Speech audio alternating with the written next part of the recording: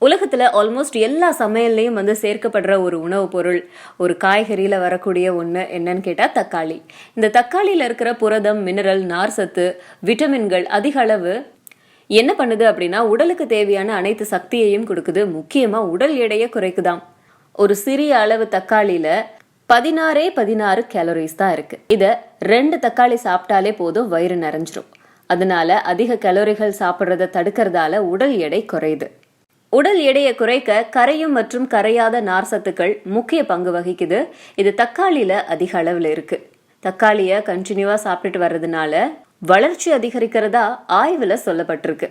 அதே மாதிரி மற்ற பழங்கள், காய்கறிகளை ஒப்பிடும்போது கிளைசெமிக் தக்காளியில ரொம்ப குறைவு, 38 தான் இருக்கு. அதனால ரத்தத்துல சர்க்கரை அளவு அதிகமாகணும் அப்படின்னா அதுக்கு ரொம்ப நேரம் எடுத்துக்கும். அதுக்குள்ள அந்த உணவு உங்களுக்கு செரிச்சே போயிடும். தக்காளியில ஆன்டி ஆக்சிடென்ட் அதிக அளவுல இருக்கு. இது செல்கள் சேதமாகறத தடுக்குது. அதனால உங்களோட உடல் எடை குறைக்க இது உதவுது.